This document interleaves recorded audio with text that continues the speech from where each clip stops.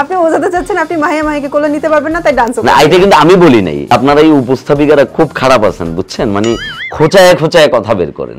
আপনি শীতেই কেন বিয়ে করতে চান? আমি তো বলি নাই যে আমি শীতেই বিয়ে করব। আমার তো বউ সারা বছরই লাগে।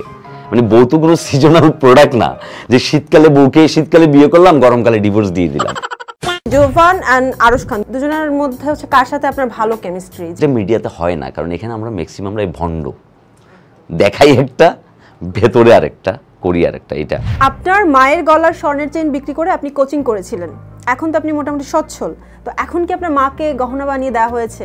না, আম্মুকে এখনো গহনা বানাই দেওয়া হয় নাই। যে টাকাটা রাখা ছিল ওইটা আবার আম্মু আরেকটা কাজে লাগাই ফেলছে। তো আম্মু যে কোনো সময় চাইলে বানাই নিতে পারে, কোনো সমস্যা নেই, ওইটুকু সামর্থ্য আছে। কিন্তু মানে সে কি ওয়েট করছে তার ছেলের বউ আসবে তারপর একসাথে বানাবে গহনা?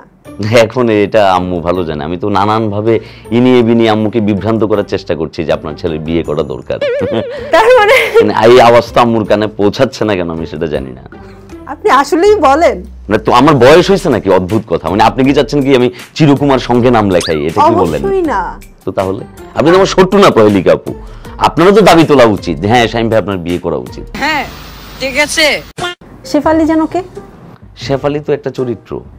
শেফালি নামে আসলে কেউ আছে? না, এটা একটা কাল্পনিক চরিত্র।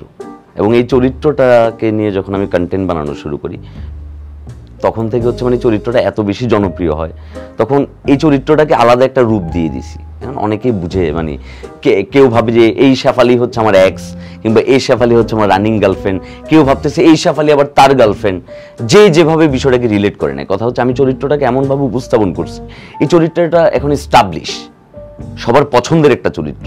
যার কারণে হচ্ছে আজ যে কি প্রিয়া ভাইয়ের শোতে যখন গেছিলাম বলা হচ্ছিল যে আপনি শেফালি আপাকে নিয়ে কথা বলেন না, এই শো আমরা দেখবো না। শেফালি নামের কাউকে বিয়ে করবেন তাহলে আপনার দর্শকদের একটু ভালো লাগবে তো? না, আমি তো আর আমার বউকে নিয়ে হচ্ছে আমি সোশ্যাল মিডিয়ায় নিয়ে আসবো না, কিংবা হচ্ছে সে অ্যাক্টিং করবে না, বিষয়টা এরকম না। যে মানে এটা ডিপেন্ড করছে সে আসলে কি করতে চায়। আপনি তো অ্যাক্ট্রেস মাহিয়া মাহিকে নিয়ে হচ্ছে ভিডিও বানিয়েছিলেন উনি যখন ইলেকশনে দাঁড়িয়েছিল ট্রাক মার্কায়। ওটা এখন বাদ, ওটা এখন অতীত। এখন ব্যাপার হচ্ছে মাহিয়া মাহি ইদানিং খুব ট্রেন্ডিং এ আছেন তার ডান্স ভিডিও নিয়ে। সে খুব ভালো ডান্স করছেন এবং ভিডিওগুলো তার ফেসবুকে আপলোড করছেন। এখন আপনার যদি তার সাথে ডান্স করার কোনো সুযোগ আসে আপনি কি তার সাথে ডান্স করবেন? আমি ডান্স পারি না, প্রথম কথা হচ্ছে সেটা, ঠিক আছে। আর হচ্ছে আমি কয়েকটা ভিডিও সোশ্যাল মিডিয়ায় কিছুদিন আগে দেখছিলাম, মানে এই হিরো আরেক নায়িকাকে তুলতে গিয়ে এসে তারা নিজে দুজন পড়ে গেছে মঞ্চে। তো এই ধরনের কোনো অপ্রীতিকর ঘটনা ঘটুক আমার জীবন, আমি সেটা চাই না। আগে থেকে সেফ জোনে আমি।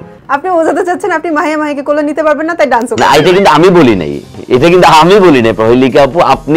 আপনি জনগণকে বিভ্রান্ত করছেন, আপনি জনগণকে বিভ্রান্ত করছেন। আমি কিন্তু মুখে একবারও বলি নাই এই ধরনের কিছু। আপনার কথাই বোঝা গেছে আপনি। না ভাই, আপনারা এই উপস্থাপিকারা খুব খারাপ আছেন, বুঝছেন? মানে খোঁচায় খোঁচায় কথা বের করেন। শীত আসলে তো আপনি বউ চাই বলে হচ্ছে আপনার কন্টেন্টে চিল্লান আমার বউ লাগবে, তো ভক্তদের মাথা খারাপ করে দেন। সামনে শীত তো, আমি তো বিয়ে নিয়ে অলরেডি প্রশ্ন করে ফেলছি, বিয়েটা কি এই শীতই হবে? এই শীত তো এই বছরই শেষ হয়ে যাচ্ছে না?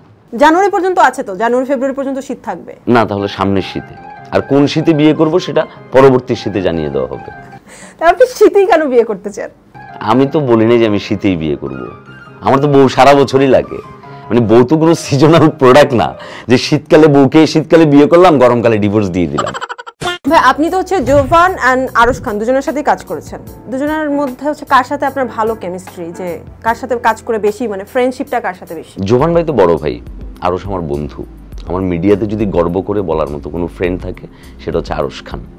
প্রথমে যখন তার সাথে পরিচয় হয় তখন সে আমার ফ্রেন্ড ছিল না, ও ছিল হিরো, আর আমি ছিলাম খুব ছোট্টখাট্ট ক্যারেক্টার আর্টিস্ট যে অভিনয় শিখতে আসছে মাত্র।